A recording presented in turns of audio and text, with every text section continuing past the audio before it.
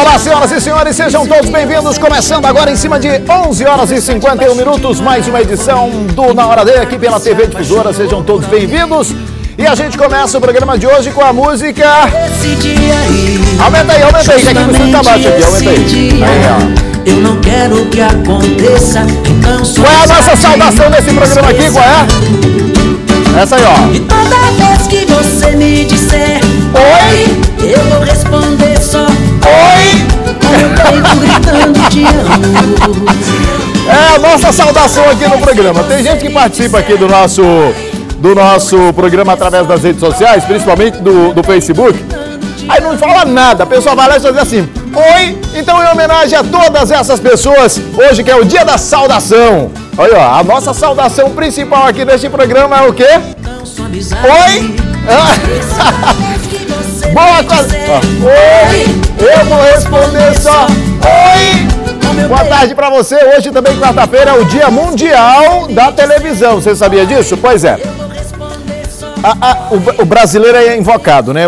A gente comemora o Dia do Radialista 2 vezes por ano, né? 2 vezes. Outro dia a gente falou disso, não foi, PG?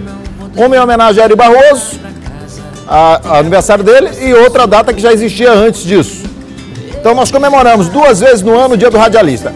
Já o Dia da Televisão, tem gente que não sabe também, são 2 vezes no Brasil, quer ver? É dia... deixa eu ver aqui... Dia 21 de novembro é o Dia Mundial, comemorado em função da Assembleia Geral das Nações Unidas em 1996. Mas aí nós temos também o dia 11 de agosto e o dia 18 de setembro no Brasil, como Dia da Televisão. Mas hoje é o Dia Mundial da Televisão, portanto a nossa homenagem, claro, a esse veículo que nós fazemos parte. E por isso mesmo eu digo para você de casa, oi! Sejam todos bem-vindos, estamos no ar com o nosso programa. Quarta-feira é dia do quadro Na Hora do Consumidor. Pessoal que já mandou os seus questionamentos aí através da rede social para o Duarte Júnior, ele vai responder daqui a pouquinho. Advogado especialista em direito do consumidor, vai responder as questões. No telão a gente lê e ele responde daqui a pouquinho. Quarta-feira, você já sabe, é dia de Na Hora do Consumidor aqui no programa. E eu quero começar falando a respeito de um caso envolvendo, mais uma vez, como vítima, uma idosa. Francisco Ivaldo Silva, de 38 anos, ele foi preso em Santa Inês, suspeito de estuprar no fim de semana uma senhora de 92 anos de idade. Ele teria levado a vítima para um quintal nas imediações do bairro São Benedito. Ele só teria interrompido o ato criminoso após a chegada de uma testemunha que gritou. Francisco Ivaldo Silva foi encaminhado para a Delegacia Regional de Santa Inês, onde foi autuado por crime de estupro.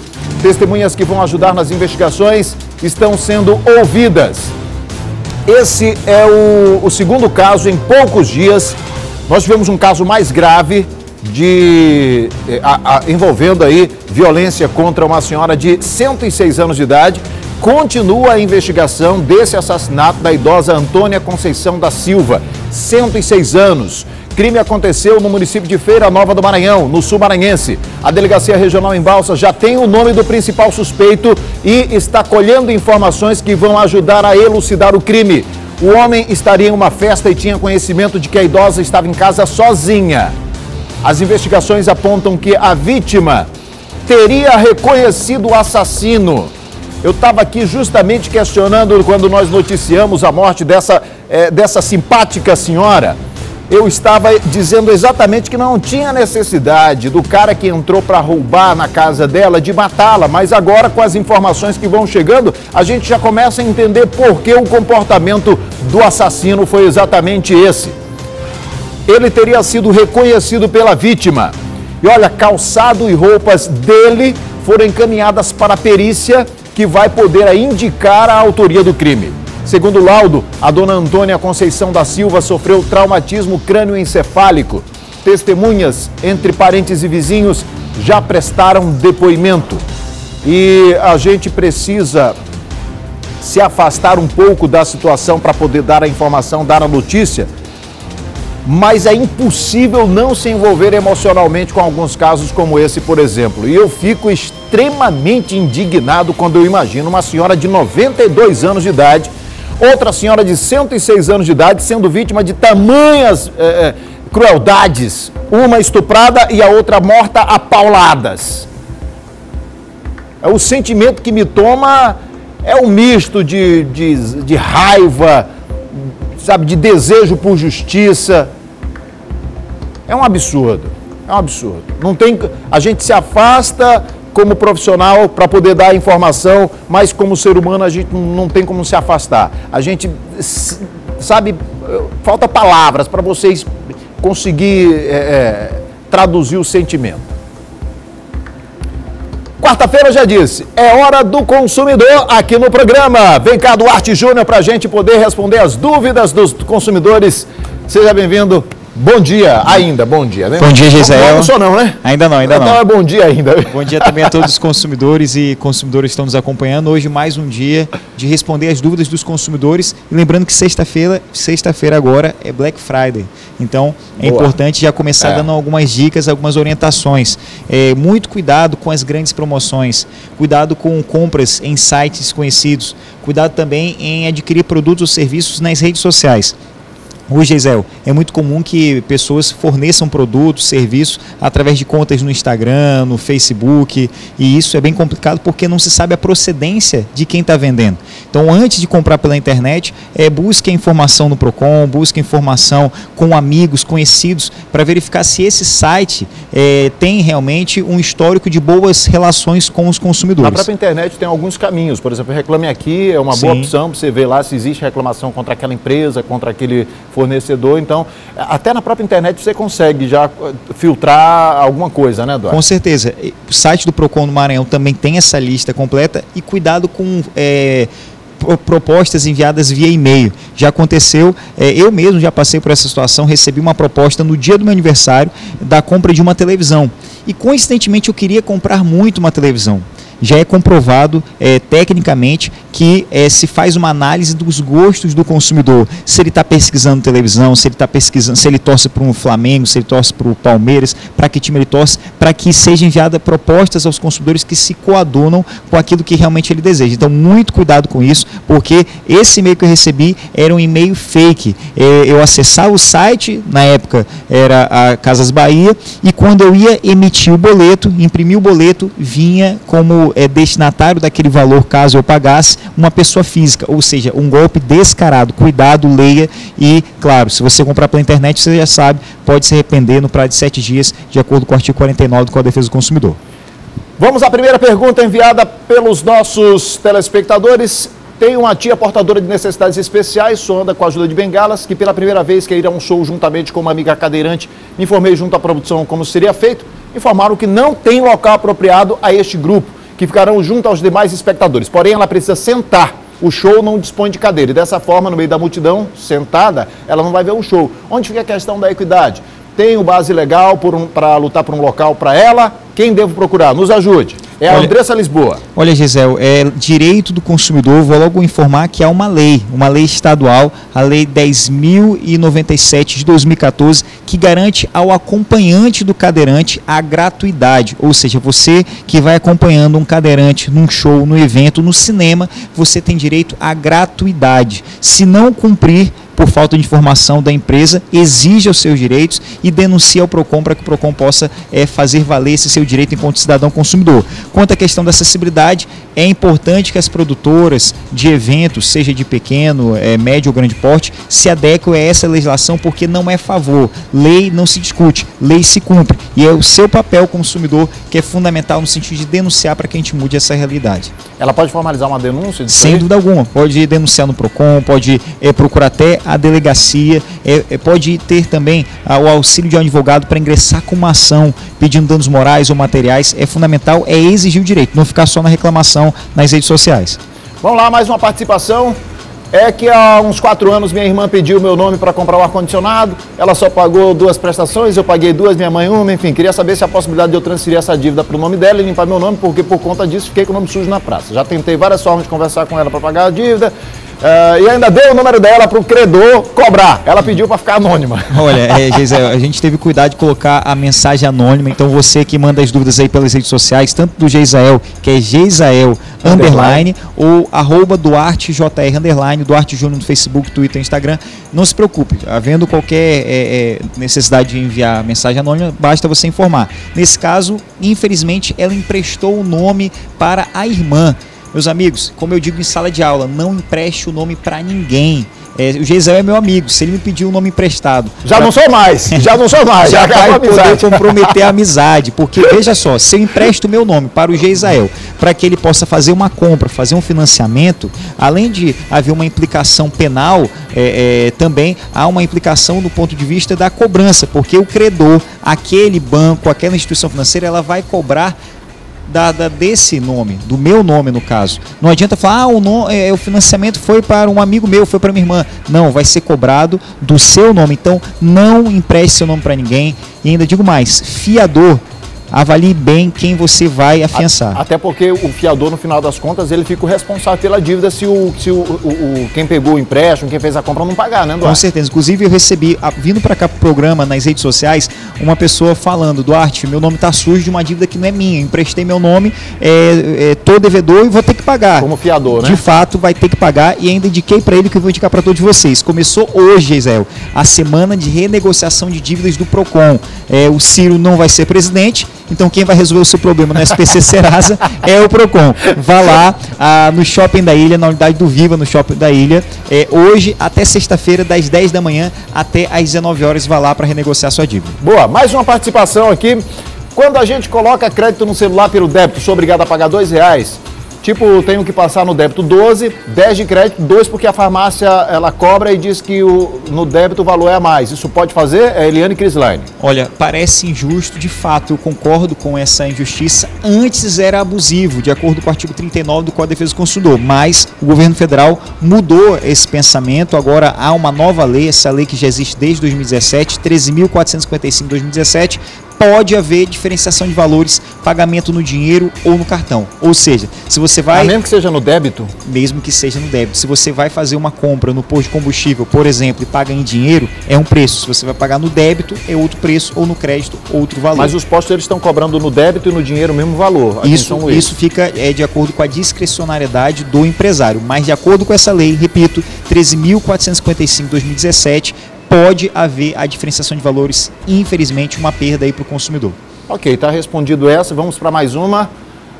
Duarte, gostaria que você me orientasse. Eu tirei um cartão de crédito já faz mais de 3 anos. Nunca recebi, fui na loja e eles disseram que tinham cancelado. Agora eles estão me cobrando o valor, sendo que nunca nem recebi o cartão. É a Laís. Ó, Laís, esse caso é muito simples de você resolver. Vou entrar em contato, claro, com você aí também pelas redes sociais, pegar maiores informações. Com base nesse protocolo de cancelamento, você pode ingressar com uma ação judicial, pedindo indenização por danos morais e materiais. Lembrando que esses danos morais, ele deve ter caráter punitivo, coercitivo e pedagógico para desestimular essa empresa a desrespeitar o direito do consumidor. Tá, Duarte, e se eu não solicitar um cartão e me enviarem esse cartão? Excelente pergunta. Se você receber um cartão de crédito na sua casa, você acaba de ganhar a oportunidade de ingressar com uma ação pedindo danos morais, porque o envio sem solicitação prévia do consumidor de um cartão de crédito configura dano moral. O Superior Tribunal de Justiça, o STJ, já tem entendimento simulado nesse sentido. E ainda digo mais, Geisael, se você recebe uma revista, se você recebe algum produto na sua casa sem solicitação, configura amostra grátis. Se por algum acaso você recebeu a revista e depois de 12 meses lhe cobra a fatura, configura dano moral, você tem direito de pedir em dobro o valor que você está sendo cobrado devidamente. Deixa eu acrescentar uma coisa aqui rapidinho, claro. Ver se eu estou certo. Se eu vou num restaurante, aquele cuvezinho, sim, se chega na mesa ali sem eu ter solicitado, eu também devo considerá-lo como brinde, porque eu não pedi. Eu estou certo? Certo. Mesmo que isso esteja lá no cardápio com um valorzinho lá, aquele cuvê, aquela entradazinha, mas se eu não solicitei, é considerado com certeza. Brinde. Se você está sentado num estabelecimento, num restaurante, não importa qual,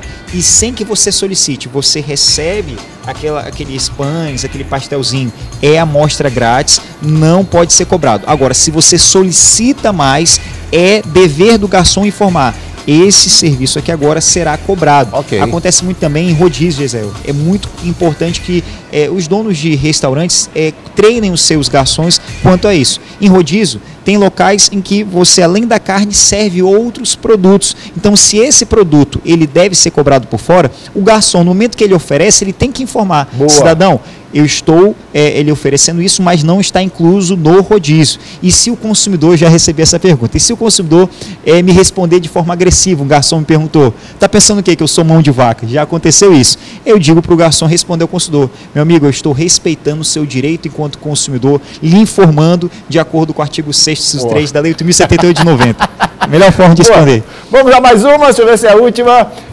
Bom dia, isso essa é permitido? É boa, que veio até com um desenho aí, com uma foto. É a penúltima essa. É permitido? É uma panificadora bem na Avenida do Vinhais. Aí tem uma plaquinha assim, ó: gostaríamos de pedir a compreensão de todos, pois não nos responsabilizamos por qualquer objeto deixado no interior do estabelecimento. Isso aí pode? Pode. Algumas pessoas confundem. É aquela placa que diz nos estacionamentos: não nos responsabilizamos pelos danos gerados aos veículos estacionados. De fato, essa placa não tem validade alguma. De acordo com o artigo 51 do Código de Defesa do Consumidor, ela é nula de pleno direito. Agora, essa placa que informa que o consumidor ele não deve deixar um produto em cima da mesa, que a loja não tem responsabilidade, está correto. Por exemplo, aqui o Geisel, ele tem esses brinquedinhos. Com certeza os brinquedos são dele. Se ele termina de gravar o programa e deixa os brinquedos aqui, pode ter certeza que a instituição ela não vai ser responsável pela guarda desses bens. É um descuido do consumidor. Ok. Muito menos tu, viu, Fernanda? Então não mexa com o Juca e com o Luca. Peguei um táxi no Mateus da Curva do 90. O taxista não ligou o taxímetro e cobrou o valor fixo pela corrida. Essa tem sido uma prática comum de todos eles quando a corrida é dentro do bairro ou nas proximidades. Ainda disse que se eu quisesse era assim. Senão que poderia descer do carro. Infelizmente me submeti pela necessidade, mas sei que não está certo. Não é verdade, Israel? Pergunta para Duarte. Com certeza. Vai um aviso aos nossos amigos taxistas. Às vezes reclamam do Uber, dos carros via aplicativo. É importante ligar o taxímetro. Na verdade, é seu dever ligar o taxímetro. Se você, consumidor, entrou num táxi, não ligar no taxímetro, exija seus direitos. Se ele não atendeu, saia do táxi, tire uma foto da placa, denuncie ao PROCON através do site ou do aplicativo, que o seu direito vai ser respeitado. Vou logo dizer para os taxistas, se fizer um negócio desse comigo, eu peço para ligar. Se não ligar, quando chegar no destino, eu desço e vou considerar que foi brinde, porque não ligou o taxímetro. Eu desço. Meu amigo, você não ligou o taxímetro por quê? É obrigação. Agora eu não sei qual é o valor, você... Comigo não. Uma vez quiseram botar para eu descer lá no aeroporto. Eu falei: sim, não, senhor. Mas é fundamental o consumidor dialogar e exigir o direito. Eu falei para ele, eu digo: amigo, liga o táxi. Ele ligou o taxímetro. Eu falei: olha, é lei municipal, se eu não estou enganado, tem, né? Tem uma legislação municipal e tem um próprio Código de Defesa do Consumidor, que é uma lei federal. É direito do consumidor ter acesso à informação clara, precisa e inequívoca acerca dos produtos e serviços que lhes são fornecidos. Eu quero agradecer mais uma vez a presença do Duarte, tem sido muito bom, as pessoas têm mandado bastante questionamentos, a gente separa alguns aqui que são mais, eu diria assim, universais, que a gente vai responder dúvidas de muita gente que está em casa. Então, Duarte, obrigado. Quarta-feira mais uma vez, e olha, atentos aí a Black Friday, principalmente, tem uma coisa que você não falou, que é a questão de aumentar o preço para poder na Black Friday dizer que está dando desconto de metade. O dobro da metade do preço. É tudo pela metade do dobro, né? Exatamente. Tudo pela metade do dobro. A equipe de fiscalização dos órgãos como o PROCON está atenta, está monitorando, printando todas as informações, inclusive vai ter plantão. A Karen Barros hoje pela manhã deu uma entrevista às 7h30 da manhã falando sobre essas informações. Vai ter equipe de plantão, tanto de fiscalização como também pelas redes sociais, aplicativo e site.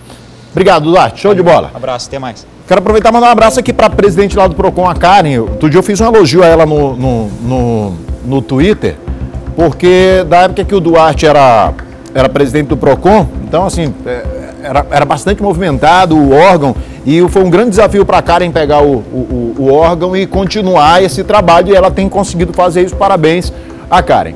Olha, lá em Caxias, um homem foi encontrado morto em um matagal no bairro Cangalheiro. A reportagem é de Raquel Souza. Policiais militares estiveram no local.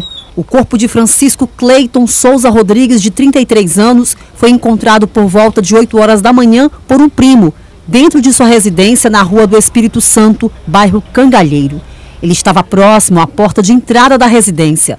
Havia muito sangue no corpo da vítima, que na ocasião trajava apenas uma peça íntima. O fato chamou a atenção de vários curiosos. As primeiras informações indicavam que Cleiton teria sido vítima de assassinato. Um projétil de bala foi encontrado próximo ao corpo. Após análise preliminar da equipe de perícia, a hipótese foi descartada. Porque no corpo, aparentemente, não foi localizado nenhuma perfuração por arma de fogo. Tem uma identificação da vítima, que o que ele fazia? Já foi identificado já. Mas o exame feito logo após pelo Instituto Médico Legal comprovou que houve perfuração por bala. A Polícia Civil agora aguarda a conclusão final do laudo cadavérico para seguir com a investigação. Agora, com o exame cadavérico já realizado, né, no IML, está se evidenciando a perfuração de arma de fogo, a princípio região do queixo, né? E vamos agora esperar o laudo complementar para ver o que evidenciou, a trajetória, tudo, né? E se esse disparo foi recente, tudo. E aí realmente caracterizar a situação de homicídio. A partir daí parte para a investigação. Vamos partir para a questão da investigação, elucidar todo o caso, né? Procurar ouvir agora testemunhas local, próximas, que ouviram esse disparo e saber qual a lei de investigação, motivação para esse crime. Olha, muita gente ligando aqui para a produção, querendo fazer perguntas ao vivo no quadro Na Hora do Consumidor, tá? Então, é legal que as pessoas mandem pelas redes sociais, porque a gente quer fazer desse jeito aqui, ó. Mostra no telão e responde a questão, para a gente ter o nome da pessoa. Então, não adianta ligar para cá durante o quadro, ao vivo, porque não tem como a gente fazer a pergunta, tá legal?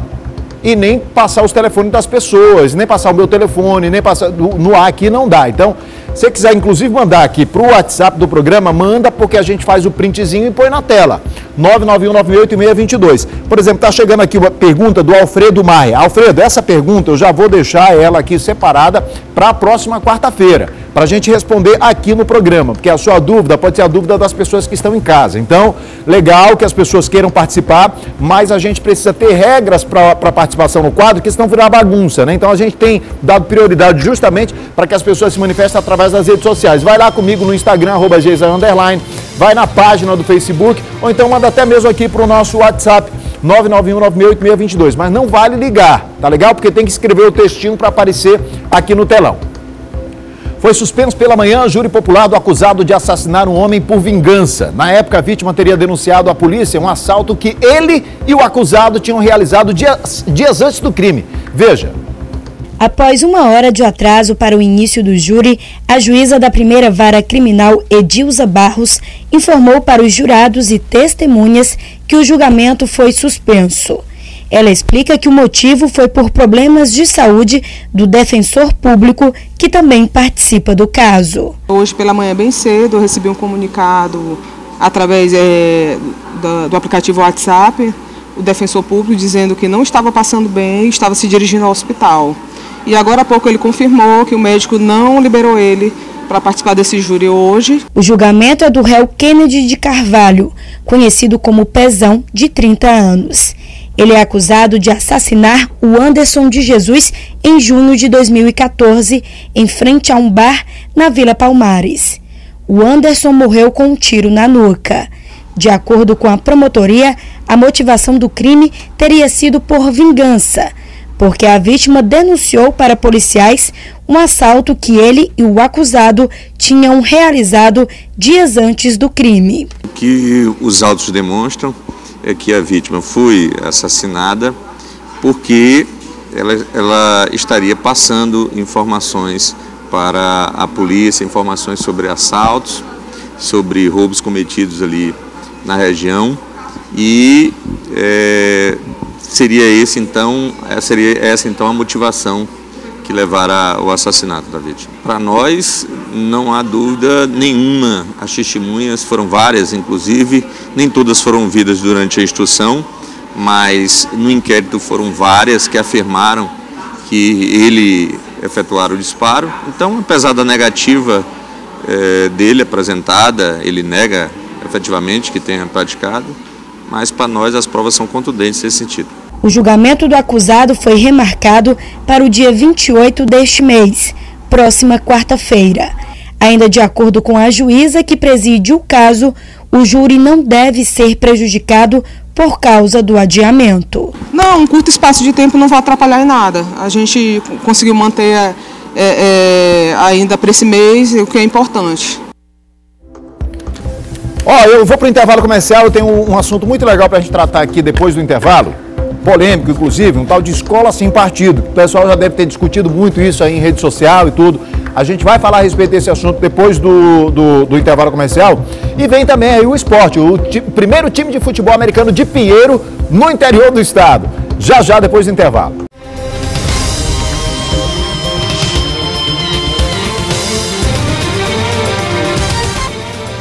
Pessoal, você de casa que quer um carro para andar com a sua família, ou você que quer um utilitário para trabalhar na sua empresa, está na hora de realizar esse sonho. Já pensou comprar um carro novo ou seminovo com parcelinhas menores do que, por exemplo, R$13 por dia? O que você faz com R$13 por dia? Às vezes a gente gasta com bobagem, né? Pois vamos realizar esse sonho através do consórcio Dizal. Vem pra cá, meu querido Felipe com Equio, viu? Pra você não ficar com inveja, porque anteontem eu fiz o com Equio pro Rafael. Então não fique com inveja, não. Felipe. Pois é isso aí. Meu amigo, é hora de comprar o carro zero. Nós estamos aqui com a oferta da semana do Black Friday. Carro utilitário, como o nosso amigo Geisael falou, saveiro completo, ar-condicionado, direção, vidros elétricos. Parcela com conforto, hein? Conforto total. Parcela que era de 727, só 545. O quê? Não, peraí. Era 700 e pouco. 727 por 545. É 25% de diferença. Black Friday do consórcio Dizal esta semana, viu? Você, meu amigo produtor rural, também tem condições exclusivas. Meu amigo taxista e meu amigo empresário, todos vão possuir condições diferenciadas. Para quem está querendo o carro de passeio, o Gol, parcela de 595 por R$485. Então é para quem ligar e falar que assistiu no programa Na Hora D. Tem que dar moral pro programa, né? Tem que dar. 3303-5519, diga, olha, eu quero a oferta Black Friday que o Felipe falou no Na Hora D. Pronto, fechado. Vem cá, tá valendo ainda aquela história de vocês mandarem buscar a pessoa? Tá valendo. Quero fazer o consórcio, não posso ir até o escritório, ou tô no serviço, uma equipe vai até você, ou a gente manda o Uber buscar e levar. Viu? Aí você vai lá tomar um cafezinho no edifício Golden Tower, Renascença, sala 113, primeiro andar. Manda aí um WhatsApp para o 982200359 ou 984311914 e pronto. Aproveita que é Black Friday, tem desconto nas parcelas, beleza? Valeu, meu amigo Gisel. Vamos lá. Dizal Consórcio, galera. Olha, no esporte, o destaque vai para o primeiro time de futebol americano da Baixada, viu? Pinheiro, lá no interior do estado. Os detalhes com o Laércio Júnior.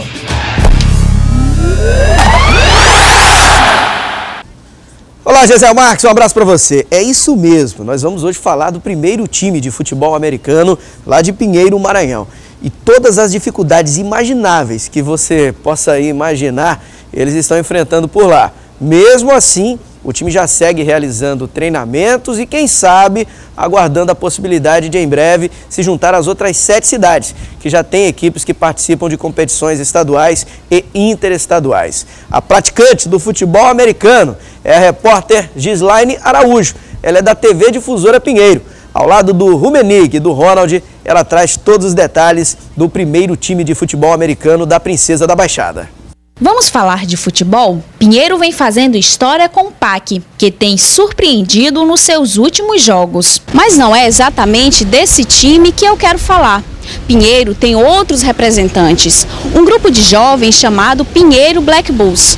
Conheça agora o time de futebol americano de Pinheiro. As dificuldades do time ainda são muitas. Falta o equipamento de segurança e um local adequado para treino. Como vocês podem ver, né, a questão de campo, que a gente não tem um campo fixo para treinar, entendeu? E a questão de equipamento, bolas, alguns suportes, tipo, a gente precisava de um suporte como licenças para conseguir espaço para jogar, porque nem sempre o campo do IEP está disponível. Apesar do sol quente e o campo sem estrutura, os treinamentos de futebol americano acontecem todos os domingos. Os integrantes do time mantêm os custos com dinheiro próprio. A gente fez um cofre do time para arrecadar dinheiro, a gente faz cinema em alguns pontos da cidade para arrecadar dinheiro justamente para isso, para comprar os equipamentos, os capacetes, os shoulders, para o time. Mesmo com os obstáculos, o Pinheiro Black Bulls demonstra que a paixão pelo futebol americano é maior que as dificuldades. Qualquer pessoa pode participar dos treinos, que acontecem todos os domingos no campo do IEP, a partir das 8 da manhã. entre esses times que participam das competições interestaduais, tem o Maranhão Atlético, que investiu no futebol americano e vira e mexe participa das competições. Quem sabe algum talento do futebol americano não pode brotar lá na região da Baixada. Tudo é possível, hein? Poder Público também, que vem apoiando o PAC. O PAC foi campeão da Série B, vai voltar a disputar a primeira divisão após 25 anos, será a grande atração do interior do estado, a novidade do Campeonato Maranhense da primeira divisão do ano que vem, e já lidera o seletivo de uma vaga no Campeonato Brasileiro da Série D. Esse bom exemplo pode ser seguido também lá no futebol americano, com apoio para essa turma, hein? Boa sacada, boa pedida e, claro, a valorização daquilo que você gosta de fazer, do esporte que você deseja praticar, mesmo que esse esporte não seja tão popular no seu país. Agora, falando da Série B do Campeonato Brasileiro, Sampaio tem um jogo importante no sábado em relação ao futuro de outras equipes, entre elas a do Paysandu. O Paysandu vai jogar em casa contra o Figueirense que ainda tem o risco remoto de cair para Série C do Campeonato Brasileiro, só que em caso de uma vitória do Sampaio contra o Criciúma, o próprio Criciúma pode cair para a Série C do Campeonato Nacional e o Sampaio escapar de um dos grandes no ano que vem, né? A Série C que já tem Clube do Remo, que está no caminho do Sampaio, o Imperatriz e o Cavalo de Aço, o ABC de Natal, o Botafogo da Paraíba, a dupla Náutico e Santa Cruz, e o Paysandu se juntaria a esses times e ainda teria o Sampaio Corrêa pela frente. Seria bom, né, que o Sampaio Corrêa conseguisse um bom resultado lá em Criciúma diante da equipe da casa e ajudasse o Paysandu a permanecer na Série B, facilitando um pouco a sua tarefa no ano que vem, já fazendo uma projeção para a próxima Série C. É com você, Gisael.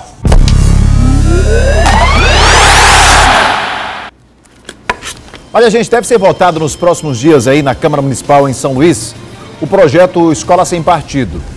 É um assunto que, na verdade, tem sido discutido por todo mundo, em todo o Brasil. E a gente vai conversar com o vereador Samarques aqui. Vem para cá, professor, a gente conversar a respeito desse assunto. Seja bem-vindo mais uma vez aqui ao nosso programa. Obrigado. Tudo bem? Bom dia nosso estado.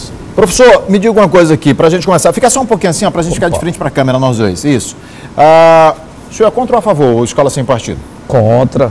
Agora, me diga, o que significa o Escola Sem Partido e por que o senhor é contra? Na verdade, companheiro Joisael, o Escola Sem Partido não é escola sem partido, é escola com partido. A escola que realmente vai buscar dar exclusividade àqueles partidos. A gente sabe que quem ganhou a eleição presidencial no Brasil hoje foi a extrema-direita. Então será a escola com a postura dos partidos de extrema-direita. Aqueles partidos que realmente buscam o retroagir aos idos da ditadura. Porque a própria Constituição, no seu artigo 206, coloca nas mãos dos professores o direito de liberdade absoluta no processo de ensino-aprendizagem. O livre aprender, o livre ensinar. Isso também está previsto em lei especial, que é a Lei de Diretriz e Base, que é a Lei 9.394, de 96, principalmente nos seus dois primeiros artigos, no inciso 1º e no inciso 2º da Lei de Diretriz e Base, que determina esse mesmo meandro, que é a liberdade do ensinar, a liberdade do aprender. Mas, professor, vamos lá. Só para a gente... tem duas coisas aí que a gente já pode extrair da sua fala. Primeiro, mas não já existe hoje, que o pessoal, pelo menos se alega aqui, já existe uma tal de doutrinação. Engraçado uns nomes assim que eles conseguem colocar, né? Doutrinação, que seria... Já que está se falando que o Escola Sem Partido seria, então, nos moldes do que a direita quer, se diz que hoje está nos moldes do que a esquerda quer. Não é isso. Eu duvido muito, por exemplo, eu sou vereador de São Luís, mas eu sou professor há 32 anos. E eu quero que algum aluno demonstre que eu já tenha dado alguma aula dizendo para algum aluno votar em algum partido ou algum candidato. O que nós não podemos é cercear o direito do aluno em ter acesso a todas as teorias. Por exemplo, essa semana eu vi uma colocação em uma das redes sociais dizendo que quem tem que ensinar é a família. A educação compete à família e ensinar ao professor. Não, a própria Constituição utiliza o termo educar, que é mais amplo. Porque não temos apenas que ser conteudistas, mas prepararmos cidadãos, acima de tudo, críticos. E um detalhe, doutrinar, para quem não sabe, significa ensinar. Se doutrinar significa ensinar, orientar para desenvolver um cidadão crítico, eu sou um doutrinador. Não existe essa história de esquerdismo. O que eles querem impor realmente é uma linha de pensamento apenas com base no cristianismo. Eu sou cristão particularmente, mas o Estado brasileiro é um Estado laico. Eu tenho que ensinar islamismo, eu tenho que ensinar confucionismo, eu tenho que ensinar socialismo, eu tenho que ensinar anarquismo, eu tenho que ensinar comunismo, eu tenho que ensinar tudo. Eu sou historiador. Essa história de escola sem partido... Ensinar, o senhor disse, na questão de informar e de dar conhecimento. Informar, dizer todos os lados. A gente tem que trabalhar os dados dentro de uma visão crítica e não somente conteudista. Detalhe, todos os historiadores elaboram hoje, praticamente todos elaboram provas de concursos, assunto atualidade, que eu também sou professor de atualidade, e para os vestibulares, provas altamente críticas. A população, ela está sendo iludida por esse tipo de pensamento, mas ela não percebe que, na verdade, isso aí é um resquício da ditadura. A prova disso é que estão querendo agora aprovar no Congresso Nacional um posicionamento que não haja qualquer tipo de empecilho para aprovação de qualquer matéria que possa ser proveniente de mensagem do Poder Executivo. Isso volta à época do decreto, da época dos decretos legislativos, da época da ditadura militar. Não existe, companheiro Gisele, não existe população maranhense. Essa história de que a gente prepara comunista, isso não existe. Isso, o que esse pessoal que defende escola sem partido tenha que cair na real e defender, sim, dignidade salarial para professores e condições de trabalho.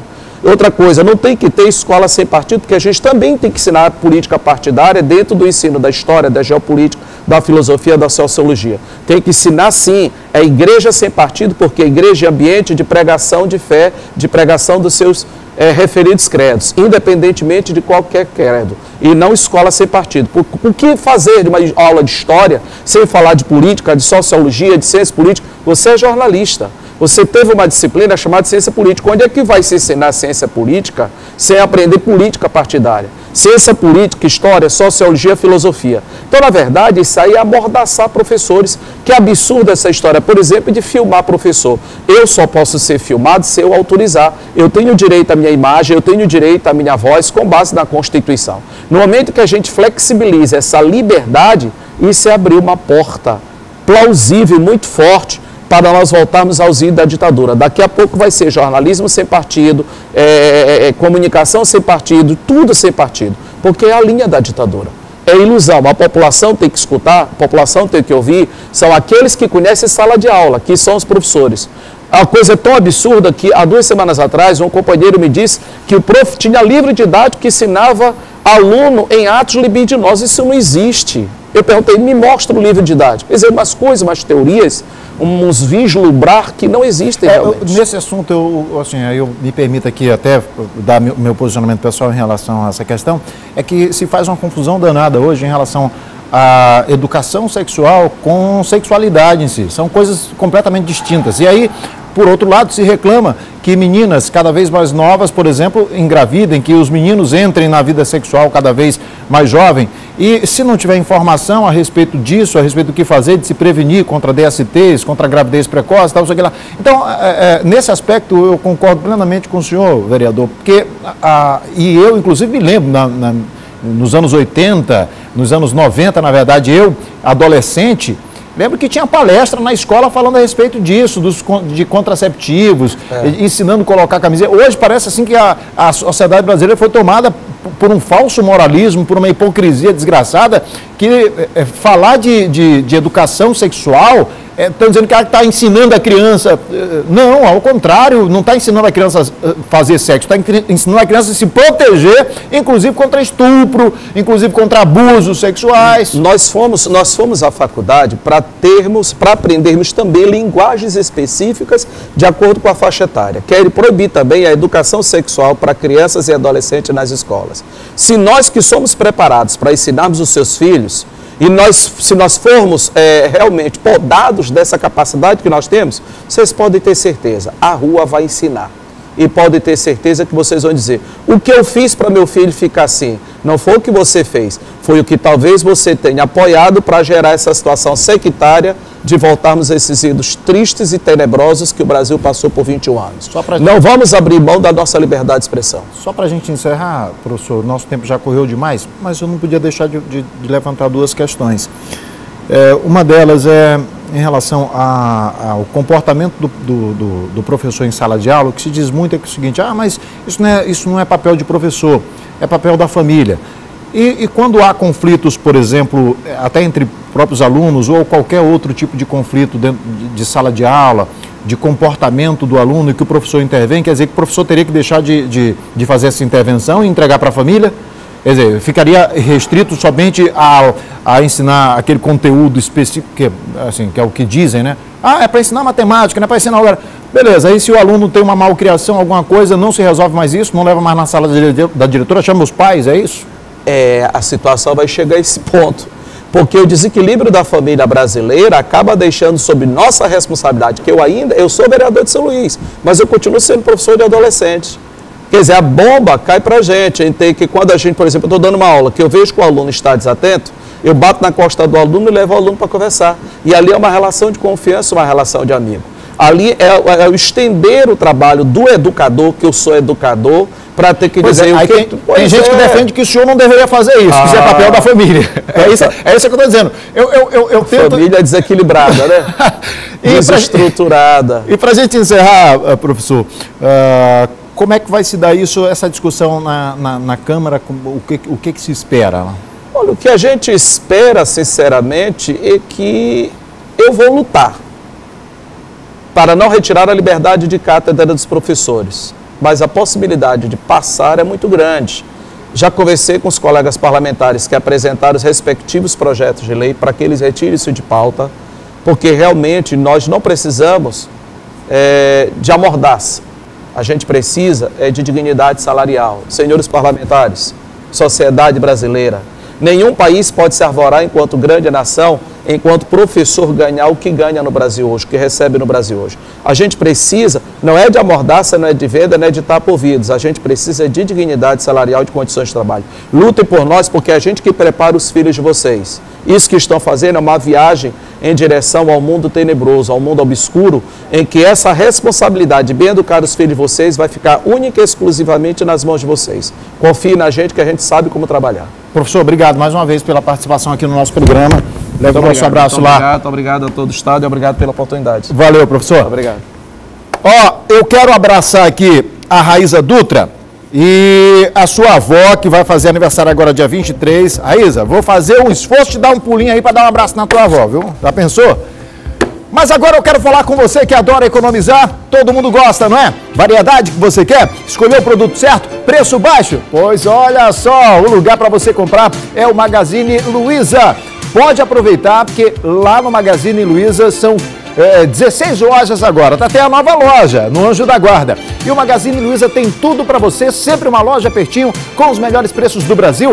Tem TV, geladeiras, fogões, smartphones, notebooks, tablets, muito mais. Você vai renovar a casa inteira, não vai gastar muito e vai colocar só produtos de grandes marcas. Gisele, eu quero desconto. Pois tem desconto e tá chegando a Black Friday no Magazine Luiza. E olha, promoção todo dia. Só o Magazine Luiza tem para você. Não gaste tempo procurando não, corre para o Magazine Luiza, você não vai se arrepender, tem tudo para você, tem tudo para sua casa. Vem para o Magazine Luiza, vem conferir, vem ser feliz. Bora para o intervalo comercial, volto já.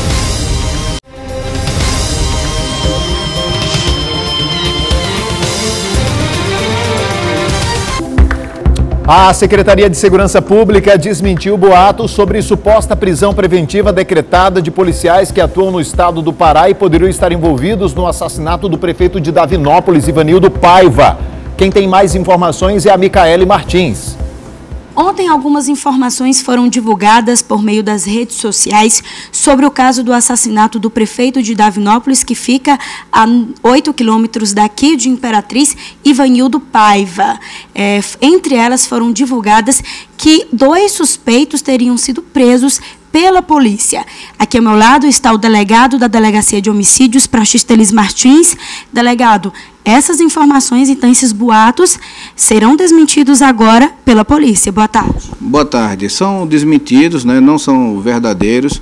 Ontem eu me surpreendi com essa divulgação, inclusive em vários grupos que circulavam na cidade, dando conta que a Polícia Civil havia representado pela decretação da prisão de 2 suspeitos e que essas prisões haviam sido decretadas pelo Poder Judiciário. Alguns órgãos de comunicação fizeram contato comigo e eu falei que esse fato realmente não era verdade, né?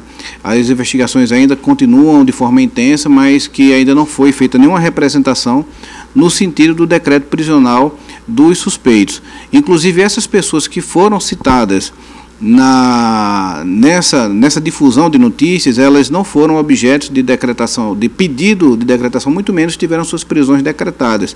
Então, é interessante que a gente esclareça esse fato, para que a população, toda a família da vítima tenha notícia de que a investigação ainda não fez nenhum requerimento de prisão, e que essas pessoas cujas imagens foram divulgadas, elas certamente são objetos de notícias negativas, né? E eu acho que é necessário que a gente faça esse esclarecimento até para que não haja prejuízo dessas pessoas. Delegado, como o senhor acabou de falar, esses boatos eles geram prejuízos para essas pessoas, né? No caso, os 2 policiais militares do estado do Pará, e também na investigação.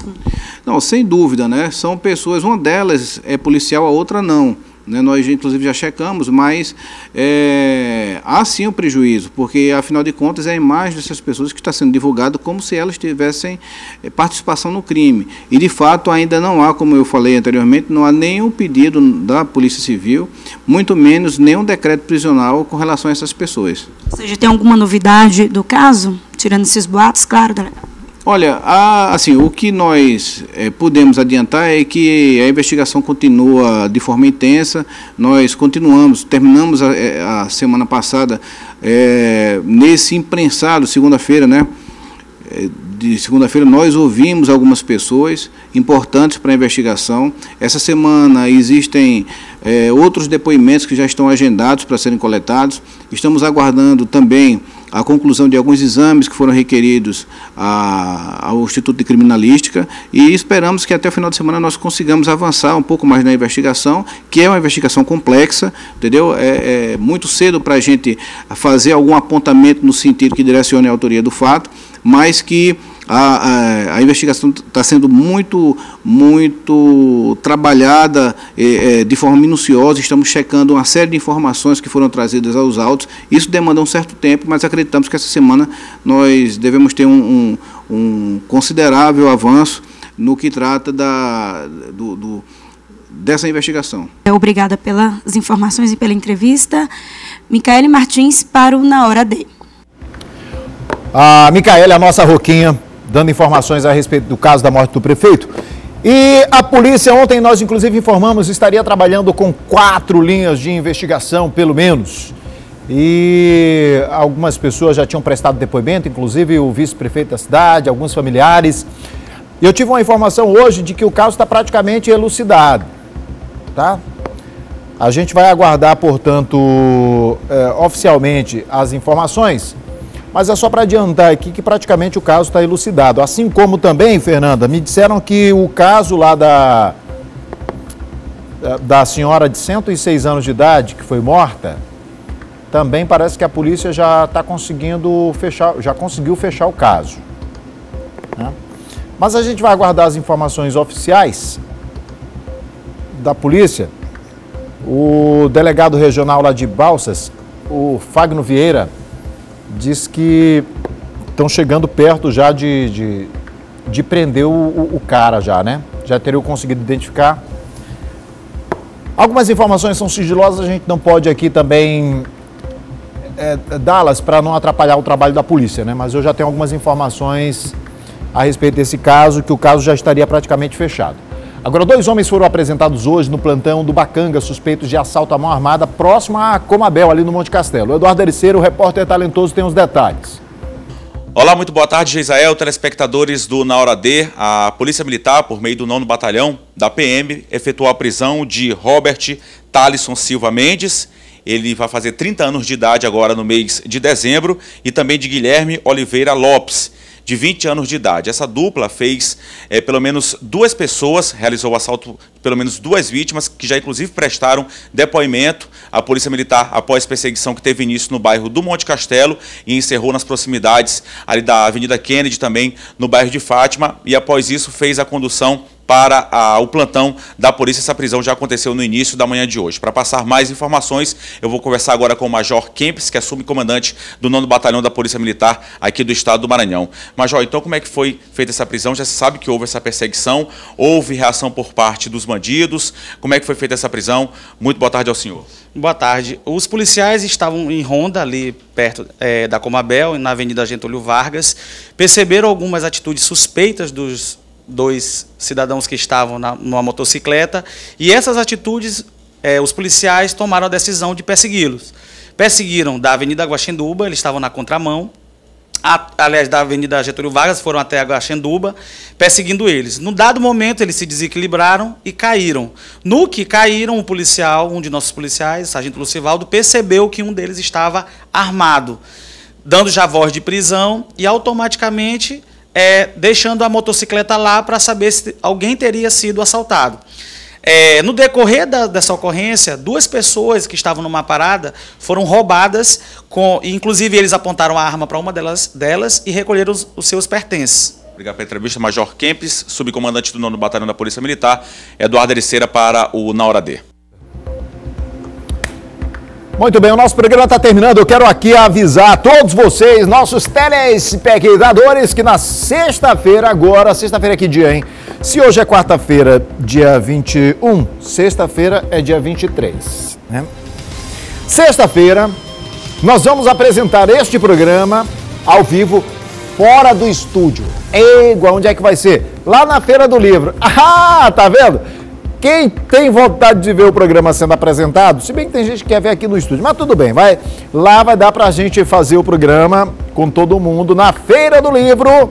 Sexta-feira o programa vai ser ao vivo de lá para cá, tá legal? Então quem quiser assistir o programa pessoalmente, pode ir lá na Feira do Livro na sexta-feira, tá valendo? Beleza então, viu? Mandar um abraço aqui pro meu amigo Horécio. Tio Gesael, tô assistindo o programa. O Horácio tá lá em Santa Inês. Valeu, obrigado. Jasmina Cordeiro diz: fala, garota Aramis. Essa Jasmina, ela sempre me lembra. Bota a marca da Aramis aí, mostra a peca que tá aqui. Hoje eu passei também lá na Barbearia Império, viu, Fernanda? Meu amigo Jefferson Imperador e toda a galera lá da Barbearia Império. Alô, meu amigo Guilherme. Abraço pra você, rapaz. Olha, ó, gostei, PG, do close aqui. Eu me mexi e não deixei de fazer direito. Olá, seu Pachico. Boa tarde. Boa tarde, Jasmina. Josivaldo Emanuel. Tarará. Opa, passou uma informação aqui. Legal. Vou passar a informação adiante, meu querido. Tá bom? Aelson Ricardo, Geisa, muito obrigado pelo apoio. De nada, meu querido Aelson. Eu já sei do que se trata aqui, a gente vai levar adiante, tá bom? Pessoal, um grande abraço a todos vocês. Muito obrigado pelo carinho, pela audiência. Amanhã tem mais Na Hora D aqui na TV Difusora. Sexta-feira estamos ao vivo na Feira do Livro. Se nós é bom, é porque nós temos talento. Fique quieto no seu canto, Deus é quem controla o tempo.